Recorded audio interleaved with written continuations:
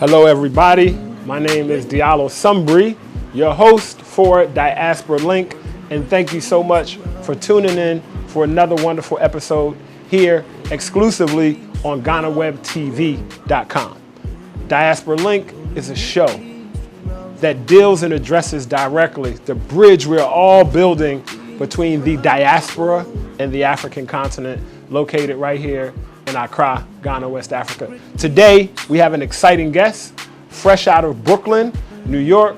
She's been here in Accra for about 7 years. She runs a boutique digital marketing agency. Her name is Muhammida El Muhajir. She's a personal good friend of mine, and I'm really looking forward to diving into this interview. So, come on, let's go. Let's get into it. Welcome back to Diaspora Link. I am so very happy to be here with my guest for this episode. Ladies and gentlemen, boys and girls, Brooklyn stand up. Woo!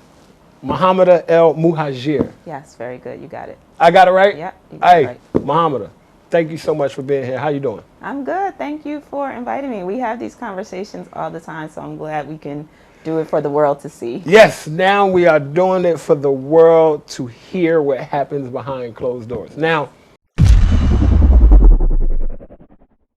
all right, so now we're going to play this game called Choices, and you only have one rule. You have to choose one, okay? Now, don't just choose one, all right? You ready? Okay. Ready. You ready? Okay. Wache or jollof rice? Wache. Wache. Okay. Fufu or banku?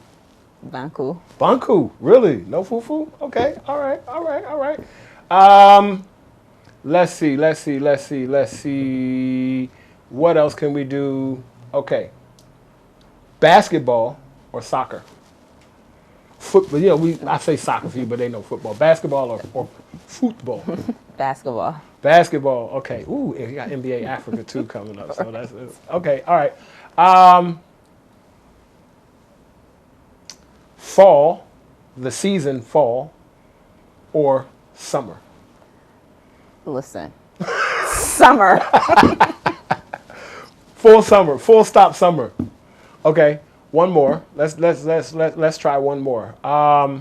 Nigeria or Ghana? Ghana. Right answer, or you might not make it out Right, of here. no, Okay. Ghana. Okay. I mean, I think at this point, all Nigerians are choosing Ghana too. Ghana. Yeah. So the point of this game of choices is just for us to see that we all make different choices in life. You know, if they say if everybody's thinking alike, then someone's not thinking. And it's okay for us to have differences. It's okay for us to choose different things. What matters most is that we have mutual respect for each other and that we focus more on our similarities more than our differences. So thank you for playing choices. All right. Now, our next game, which is going to allow us to get to know you a little better, is called Top 5. So I have 5 categories, and I'm going to ask you to give us your top 1 in each category. Okay? You looking kind of nervous. Don't be nervous. Don't be nervous. Don't be nervous. Okay. All right?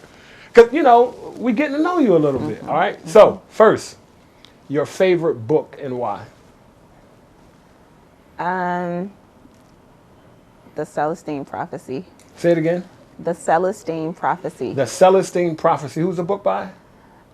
I actually forgot the name of the author. Why that book?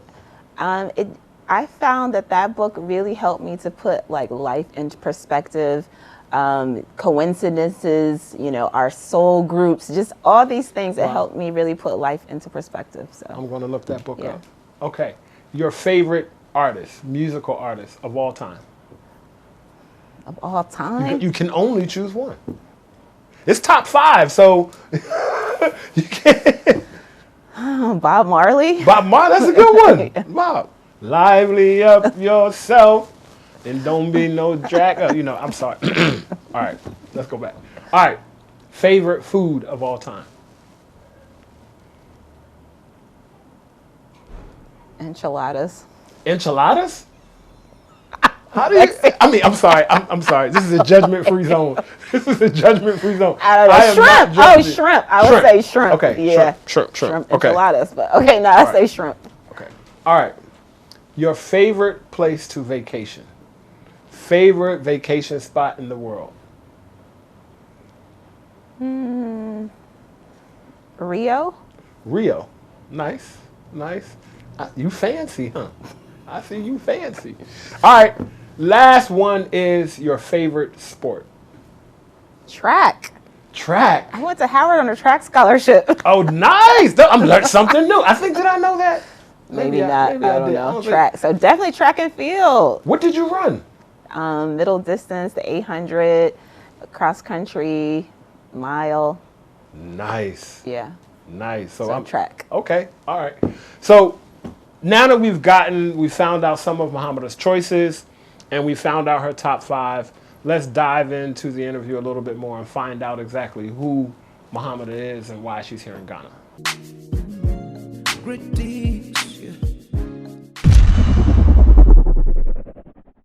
I know you in real life, so we're not going to act like I don't know you in real life. But for everybody watching, just kind of tell us a little bit about who you are, where you from. I already got Brooklyn's already standing up, so they know that part. But just kind of tell us a little bit about Muhammida. Okay. Well, I am a few things. I would like to say probably like a Renaissance woman. Okay. Some people are like, how? What? And I'm like, okay, well, there's the science aspect. I do have a science background. And then in terms of the business. Hold on. We're not going to skip over that. Okay, a science background? Yeah, you didn't know that. In what? Well, I got my degree from Howard University. Okay, y'all, I didn't go to Howard, but hold on. I'm going to do this for all my family that went to Howard. HU? You know. Okay, I didn't go to Howard, but I had to do that for the Howard folks. So my background, I have a degree in microbiology. Okay. I was on a path to do medicine, but I grew up in an entrepreneurial home. So business, marketing, I never taken one course in my life, but that I just knew second nature. And so I've evolved into this, marketing kind of guru. I was about to say, don't be afraid to say it. Go ahead and say guru. Communications, and then my passion is in technology. Okay. So I work a lot with tech startups. I work in digital marketing. I'm a filmmaker as well. A lot of people don't know that because it's been a while. I have all these interests and I feel like I'll max it out and then I'll move on to the next thing. Gotcha. But even in the work that I do now in marketing, there's always an element of film. I'm always producing some kind of video or editing. So all those skills actually help me and I use them often. Yeah. Okay, so it's no surprise to our viewers that we are in Accra, Ghana right now, right? Yes. And you're from Brooklyn, right? And you went to Howard. So let's talk about, just for a little bit, how did you get to Ghana? We know you took a plane, right? Yeah. No, don't laugh. Some people think elephants and things, right? No. Okay, so let's talk about your journey from Brooklyn here. How long have you been here? What brought you to Ghana? What led you here? And why are you staying here? Why have you chose to stay? Okay. Well, first, I was born in California. I grew up between Philly and Brooklyn, and I probably lived all of my adult life in New York. Okay. But I started coming to Africa as a teenager. So, I turned 16 in Nairobi, Kenya. That was my first country that I ever. So this is not new. This ain't new. You ain't new to this. Year to return. This ain't new. You ain't new to this. No, you true to this. No. Yeah. So your Sweet 16 was in Nairobi. Yeah. Yo, that's dope. Yeah. So that summer that I turned 16, I did a summer abroad, 2 months. Okay. In Kenya, and then I went back home, and I've been traveling. Even I mentioned that I made a film. I did a documentary about hip hop around the world. So I went to 8 different countries. Wow. All over Europe, Brazil, South Africa, a lot of different countries. So this is when people are like, what are you doing? I'm like, they're like, what do your family think? They used to this. So for you, this being in Africa is not new. No, right? It's not new. Since 16, you've been here. But traveled around, yeah. But you landed in Ghana I landed in Ghana. At some point. and you stayed in Ghana. Yeah. So what was it about Ghana that had you land and stay here in Ghana? Really, I wanted to be in Nigeria. Okay, so Ghana was like a. God, let me tell you. So, I worked. Wait a minute. I'm learning some new stuff here. So I think you know that I worked at Nike, right? Yes. So I worked at Nike for 4 years, entertainment industry, and then at some point I was like, this is just not what I wanted to be doing with my time, energy, life. This corporate America ride is not for me. So remember when Dave Chappelle like ended his deal and went to Africa? Like that was like when he went to South Africa and everybody was like, Dave Chappelle went crazy. So I understood. I was like, oh my God. So but I was like, I felt this connection with Nigeria, but literally nobody supported that. No Nigerian friend that I had. Oh, really? I mean, like not one person. They just said, don't go to Nigeria. They were just like, no, that is not a good idea. But in my heart, because I can tell if I'm going to like someplace even before I go there. Gotcha. I can just feel it. Like, you know, there'll be cities and I'm like, yeah, I know I'm going to love that. And I could just tell. And I just was like, no, I think this is it. And like no one could support that. So I just was like, I don't think that's probably the best thing if I can't get any support, right? Okay. So I'm like, okay, well then there's Ghana, right? So when I left Nike, I was like, I'm done with this corporate, I'm done with entertainment. I'm going to go back to school and I'm going to do some like really something more important for the world. Okay. And so I came to University of Ghana. I did graduate school at University of Ghana. What did you study? I studied international relations. Okay, you know what? Yo, this is crazy because for as many conversations as we've You had, noticed. I'm learning though. I'm fine. I'm good. This is good. This is good information. So that was like Ghana in 2003. Okay. So it was just So you came here for school. Yeah, I came here for school, and that was like. But hold on. So I'm familiar with the college process. You're going to grad school. So how do you search grad school and say, I'm gonna go to the University of Ghana? So well, I wanted to come to Africa. Okay. Okay. It needed to be in English. Okay. Okay. So narrow down. Narrow it down. You know, I wanted to be in Nigeria, but I chose Ghana. University of Ghana is not hard. There was not a lot of options. Right. So I found this program. I came to Ghana before that and like just bum rushed the office. You know, there are things I just love about Africa. Like, I don't know when the admissions process, I'm like, who's the person I need to speak to? How much do I need? Am I in? Can I come back in August? Great, done. Right. So like, I did that. And this was like a really culture shock. Not Africa culture shock. I've already been to Africa. But my life that I was leading before then, like, I mean, I had a corporate card. I'm at the Grammys. I'm at MTV Awards. Right. The work that I did was very like celebrity and everything. Right. So now I'm like, on Friday, I quit my job. Wow. And on Tuesday, I was on a plane to come to Ghana. So I'm like walking through dusty roads. I'm just like, where am I? I mean, so it was amazing. I'm in a class, you know, since Ghana, there was no AC. It's just like they're all looking at me like I'm an alien. I mean, where you come from? Yeah, what are you doing here? And so you've been here for about 7 years, right? You've been in Ghana for. Yeah. So let me just say this: that on that time when I went to school here, I did not love it. I wasn't like this Ghana fanatic. Okay. At all. I was like, what have I done?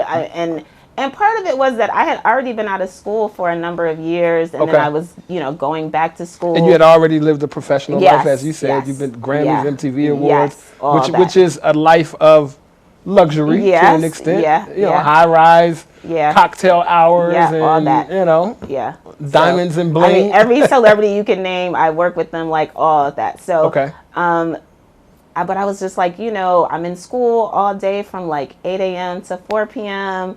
Right. And one thing, I've been on a lot of travels, and I don't like to go anywhere where I don't have my people. I only need one person, and I didn't have really chance because I was preparing for school. I didn't have chance to connect and get my people. Right. So I'm just here. That's not the way I like to do things. And I'm here, and I'm in school, and I'm like a student, and I was like, oh God. So I wasn't able to connect with Ghana on that trip. I got you. I'll So say on that trip. Yeah. So did you do what you did 2 years here straight? No, I was here for like 5 months. It was a part of my Okay. graduate program. Okay, so 5 months here. Yeah, Okay, and so then I left, and I didn't come back to Ghana for 10 years. wow. So this you said that was 2000. 2003. So the next 2003. time I came back to Ghana was 2013. Okay, so hold on. Let me stop right there for a minute. Let's do this. So you mentioned Kenya at 16, right? You mentioned traveling around the world for the film Yeah. in Ghana. Now, since then, what other African countries have you been to? So I've been to, I mean, not enough at this. I mean, I figure it's not enough. I've been to like 8 countries just over the time from then to now. So I have been to Nigeria since then a few times. Nigeria, Kenya, Ghana. Yeah, I've been to South Africa. South Africa. My most recent one was Côte d'Ivoire, which I love. I saw your post about that. I saw y'all had a great time. So Senegal, Togo, like a day in Morocco. I'm not really gonna count that one, but you know, it counts. A day counts. A day matters. Yeah. So I think that. Yeah. Okay, so since we're talking about African countries, what we're going to do now is go into something else. Okay. This is a game that we play for all of our guests called Africa in 60 seconds. Okay. We're going to start a timer, and what you need to do is name as many African countries as possible. Okay. That you can do in 60 seconds. So, you know, we know how many there are, right? So let's see how many you could get to in 60 seconds, right? Okay. There is no prize. Let me just Okay. Okay. just say, come on, y'all, I need a prize. let's just say there's, okay. Can I get a brunch at somewhere? Here we go. Okay. If you get all of them, all right, every single African country, we're going to go to brunch somewhere, someday, sometime. How about that? All Treat right. us on me, all right? Okay. Okay? Okay. Is our timer ready? All right. So, 3, 2, 1. Brunch is on the line. 1, go. Angola, Algeria, Botswana, Burkina Faso, Burundi, Chad, Congo, Côte d'Ivoire, Egypt. Let me just go. Tunisia, Morocco, Algeria. I said Kenya. You said Algeria. Sudan, Tanzania. Okay. Djibouti. Okay. Somalia. Okay. Ethiopia. Okay. Niger. Okay. Mauritania. Okay. Mali. Senegal. Gabon. Okay. Guinea. Okay. Guinea-Bissau. Okay. Zimbabwe. Okay. Eswatini. What else? Namibia. Mozambique. Okay. I said Angola. Chad. Okay. God, I'm missing some stuff in the middle. You're doing well though. Keep going. Uganda. Okay.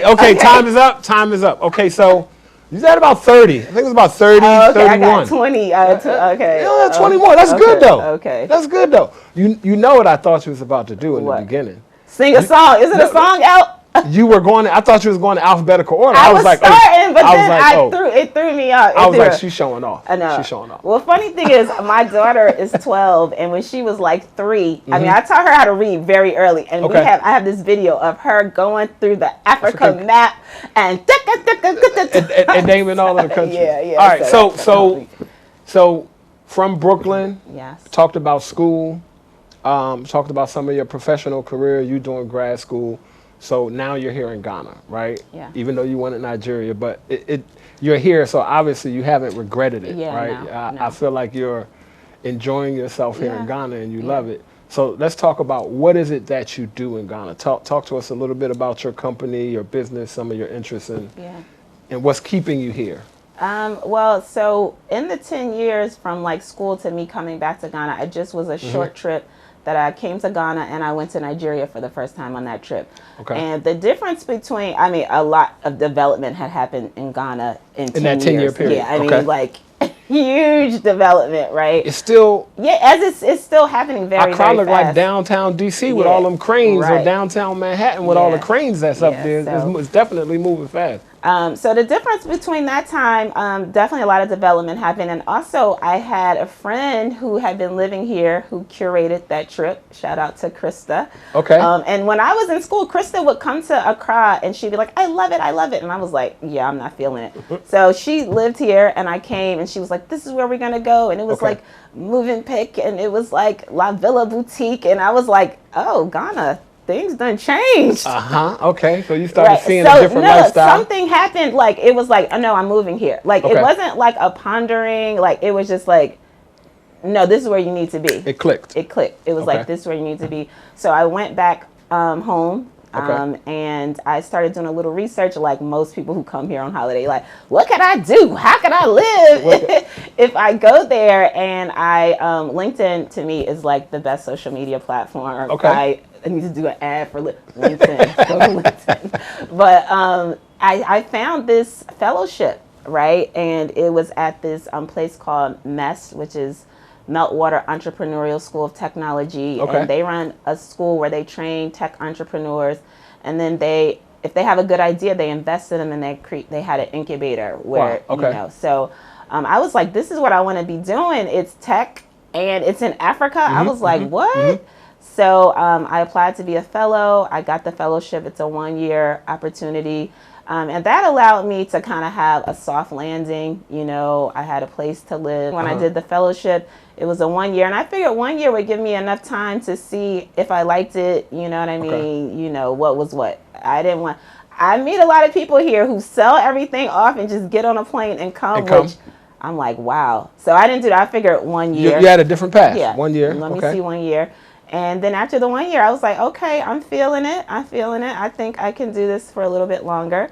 I got a job here, which I was just discussing with someone earlier. I'm definitely learning a lot. What were you doing? You weren't selling fan milk, were you? No. Okay, so, you know, part of the work that I did at the incubator, I worked with the startups. I had like a portfolio of probably like 4 or 5 that I was their business development manager.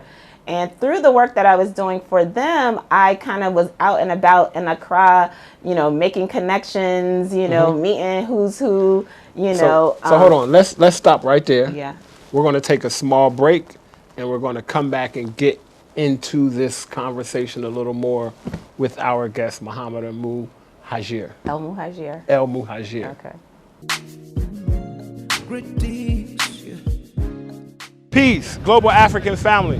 My name is Diallo Sumbri. I'm a co-architect of Ghana's Year of Return 2019, and I'm the president and CEO of the Adinkra Group. For the past 5 years, we've been bringing loads and loads of people to Ghana. Many of them, their first time on the African continent, their first time putting their toes in the African sand, in the African soil. And so many people have had their life changed. Our Birthright Journeys are curated cultural immersion journeys centered around reclaiming cultural identity, exploring your ancestral heritage, and celebrating African resilience. It gives me great pleasure to introduce our Birthright Journey Partner Program. It's really simple, and you really don't have to do much, other than email us at info@theadinkragroup.com. Now, what makes a great Birthright Journey partner for our program? Are you a leader? Are you an influencer? Are you that person that your family calls on to organize, or do you automatically know that that's your job? Are you somebody of status in your community? Are you a community leader? Are you that person in your church or in the school? If you are the ideal Birthright Journey partner. Do you believe that every person of African descent should have an opportunity to touch ground on the continent of Africa? If you are, then you are the ideal Birthright Journey partner. It's simple. We're going to show you how you can travel to Ghana for free. Not only can you travel to Ghana for free, but you can actually get paid to travel to Ghana. Really simple. Just contact us at info@theadinkragroup.com and set up a discovery call. You'll get to travel. You'll get to travel with your family and friends. You'll get to travel with your community. And the best part of it is that it'll be free for you. Or you'll even earn money doing it. So again, info@theadinkragroup.com. We look forward to seeing you in Ghana. We look forward to dancing with you in Ghana. We look forward to eating fufu, eating jollof, He didn't watch it. Make sure you contact us now, and we would love for you to become a Birthright Journey partner. Madasi.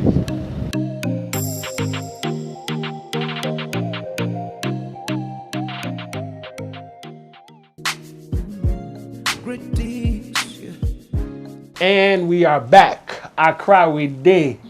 Accra we day. Okay, Muhammida. Yes. So let's dive into a little bit. Let's talk about WaxPrint Media. So tell us about WaxPrint Media. It's a boutique digital marketing agency. What exactly does that mean? What do you do?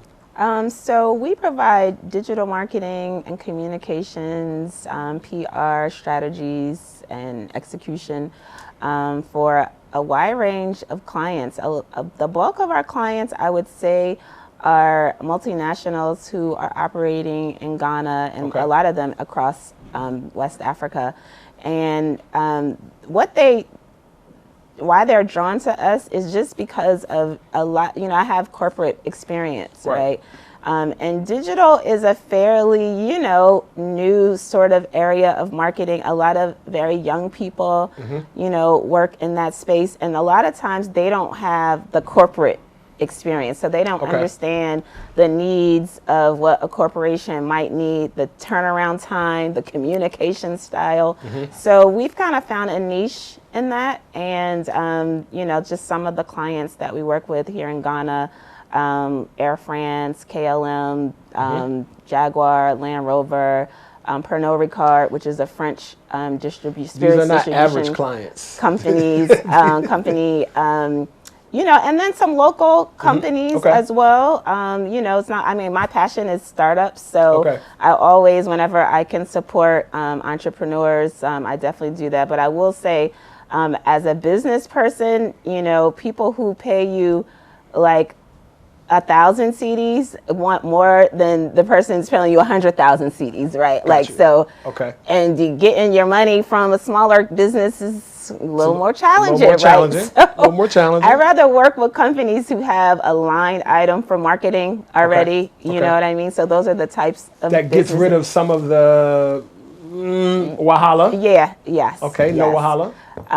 So that's the work that we do. We do PR, just media coverage, and digital marketing, digital ads, social media. So, a lot of people who are not familiar with living or being on the continent of Africa might be thinking Pernod Ricard, might be thinking some of these brands, Land Rover, Jaguar.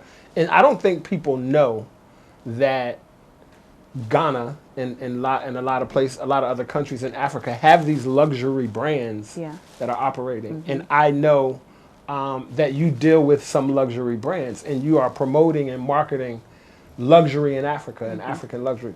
Let's talk a little bit about that, right? Because everybody is like, are you really into luxury because you got a Gucci belt? Right. Like, you see a lot of people with a Gucci belt, but you got on some Old Navy jeans and Gap t-shirt. Talk a little bit about your belief in marketing of African luxury brands and what is that like here, Yeah. Well, it's something that's interesting. People think luxury are like these designer labels, right? But actually it's like a product or an experience that, time was put into it and value. Like that's what we're paying for. When we pay for a Louis Vuitton bag, it's because there was so much time and effort and detail put into this piece. That's what separates it from any other bag or this car from any other car. And when people think that's like luxury is only like French or Italian or something like that, and they don't think about it in terms of an African perspective, right? So there are things like kente cloth is luxury. Got you. Understood. Right? You know what I mean? Understood. Like, and then you think about let's say somebody like Dangote, right? Okay, he can rock Hermes and have Bentleys, but when he goes to a wedding, he's wearing the same thing. It's the same level. He's expecting the same level of his traditional gear, wear attire that he is from a suit from, whatever top, Italian, So like, it exists. But in our perspective, we think of it as a very Western European. But it's not. Right. It's the time and effort and value that was put into the products, right? So I work with I try to really help and support local and indigenous brands as well, because their work and their quality of their work is at such a high level. And they're putting just as much time. Yes. And, you know, yes. like if I may, my tailor probably put some time. Yes, Can I say that this luxury? He put some time into it. I hope he did. Okay. Well, it's always in our perspective though too. So yeah. Right. And so last year, right before the coronavirus took over the world, I produced an event called Africa Luxury Dialogue, where we did just that. We had conversations with some of the clients I work with, you know, international luxury brands, Mercedes-Benz and Kempinski and things like that. And we had another panel that had emerging, you know, indigenous luxury brands who were there. And I feel like there's really no different. Their product and the quality and the level is there, but they need that platform. Right. So let's talk a little bit about repatriation, right? The year of return happened. I know in the beginning you said this ain't no year of return, because which is cool, because there were some people who didn't discover Ghana or Africa until the year of return, or the year of return helped bring Africa a little closer, right? But let's talk about repatriation. You not just living here, but thriving, right? And there are young professionals in the U.S., in Brooklyn, right, in D.C., who are making good money, right? $150,000 a year, $250,000 a year. They live on their own. Maybe they don't have kids, or they do, but they live a good life. And a lot of people, they may not think they could live a good life here. What message do you have for those people who may want an alternative to where they are, and they may not be sure if Ghana, Accra, or other countries in Africa can provide that? for most of them, it's probably not. Okay. I'm gonna be real. I mean, there are the luxuries of life that a lot of people aren't aware of, in terms of, like, you know, accommodations and luxury homes and things like that.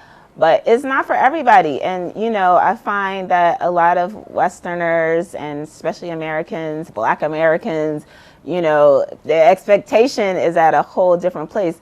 But what you have to value, what I value here, are not the things, right? So if you get to a point where the things is not your driving force, it's not the cash. I mean, every project that I do here, I'm always like, I can make the same exact money in dollars. If somebody's paying me 5,000 Ghana cedis, I can make the same money, the same work for $5,000 or 10, whatever. So I'm not here because of the money. Okay. I'm here because of the feeling that I have. You know, as a human being. If that's more important to you, then you can deal with the electricity and the ditches and all the drama. Go deeper. Tell me, what is that feeling? Like, talk about that feeling that has you here. Because in real life, for people to take a pay cut, it's got to be something. It's got to be something, right? And it has to be something serious.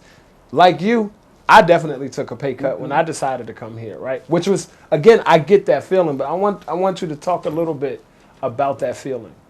So one of it is, like, you know, when you live in the West, you know, you're under the subjugation and you're under the standards that you just don't fit in. It's like you're a square and the standards is a circle, and like you're just never going to constantly trying to. Yeah, you're trying to fit in, and it's like, but I don't have to do that. We're like totally different. Like, you know, I know a young person, and she was like, "Oh my God, I think Taylor Swift is so beautiful," and I was like, well, I think Lupita Nyong'o is beautiful, right? How can you compare the beauty of those two women? Like, you just can't, right? Like, I mean, you can say both are beautiful, but you can't compare, right? So I feel like that's how we are there. Like, you know what I mean? Got you. You cannot, like, nothing, we're completely different. Our taste, the taste in our mouth is, I don't know if it's melanin in the taste buds, I don't know. But the food, the way we taste food is different. That's why it's like soul food, right? You know, the way that we want to wear our clothes is different. And we're constantly being judged at all times because of it. When you come somewhere like here, you're like, oh, this is normal. So would you say that there's a level of freedom? Oh, it's definitely freedom. But not everybody wants to be free. Say that one more time, please. Not everybody wants to be free. So if you value freedom, then this is the place for you. But if you're more concerned with money and things and bling and all that, then stay where you are. This might not be the Come place for vacation though, because repatriation is not for everybody, and that's okay. No, I'm not like facts. this person trying to like force everybody to move back. Like, come for vacation. You need this. You need this in your life. Let me ask you this question: for people who are considering it, right, and they feel like this is for them, top 3 pieces of advice for people who may be considering it, and who maybe they don't know it's for them, right? But what are your top 3 pieces of advice for those people when they come to visit or they're considering it? What should they do? First of all, they should realize that it's not America, it's not England, it's not Germany, whatever it is. It's just not. And if you want that experience, you should probably stay where you are, right? So just accept it for what it is. That's like the number one thing that I would say. You just have to accept it, for what it is. Like if you went to Mars or somewhere, you'd be like, this is Mars. You wouldn't constantly be saying, back in America or back on Earth. Yeah, back on Earth, right? So just let this be what it is. Okay. Right? Also, I would say you need to have that stream of income in your euros, your pounds, your dollars. Keep whatever stream coming, whatever you can. Nowadays, we're lucky. There's a lot of virtual jobs going on, different things. That little stream. So you're not here for, let's be clear. You're not here for the money. There's a quote that say money ain't everything, but it's up there with breathing. You're not here for the money. But there's money here. But there's money here, and you still need to have that coming in. And you're saying let it be in another currency, the currency it's where you ideal. It doesn't have to be a lot, but just to sustain, because definitely Accra is a very, very expensive city. I mean, even in Africa, on the continent, it's quite expensive. So you can go through a lot of money very, very fast, right? Facts. Very, very fast. Facts. So, just kind of manage your expectations. Right. People think, I'm going to Africa, it's going to be cheap. No.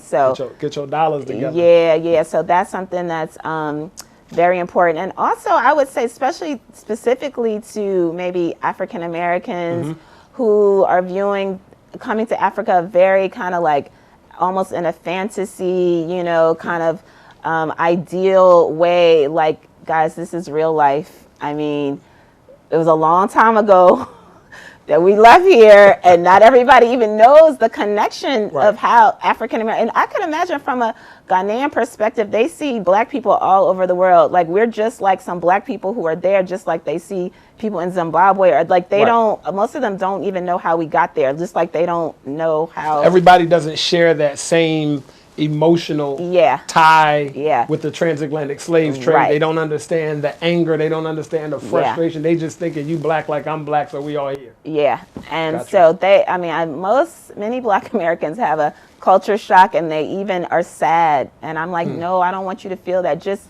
come and love this place for the space and the freedom that it gives. And you might not have that like. I don't know what, we're looking for this connection with everybody. My brother, my long lost sister. You're not going to get that, guys. You're not going to get that. That's not real life. No. I mean, No, that's good because this ain't reality TV. Yeah. So those are probably the top 3 things. Just kind of like manage your expectations and understand we all look the same, but we have had a very different experience.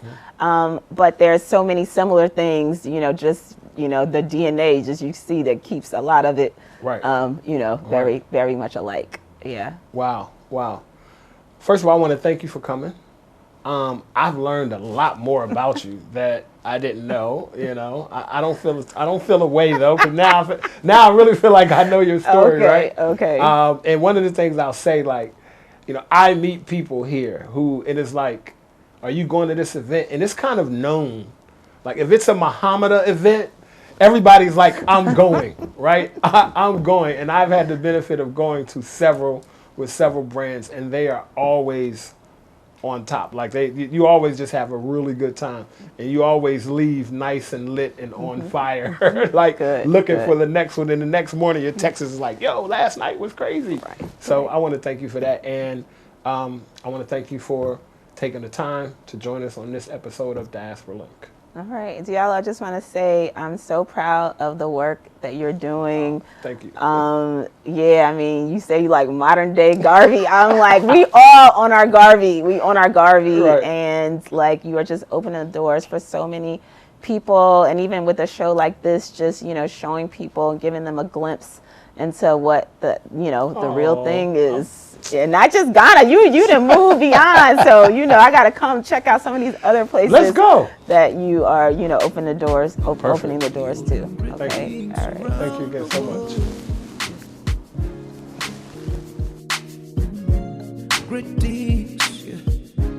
Thank you all for tuning in to another episode of Diaspora Link.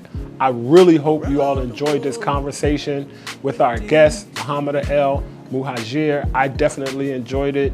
Even though we're in the age of social media and everything moves fast, let's not forget to continue to honor the wisdom of our ancestors. There's so much that they've offered to us that still guides us through what we do today.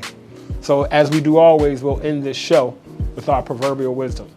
Today's proverb is, knowledge is like a garden. If you don't cultivate it, you will not be able to harvest it. Take that to your heart, take that to your mind, think about it, have a conversation with your family and friends about it, see what it means to you in your life. I'll see you next time on Diaspora Link. Peace.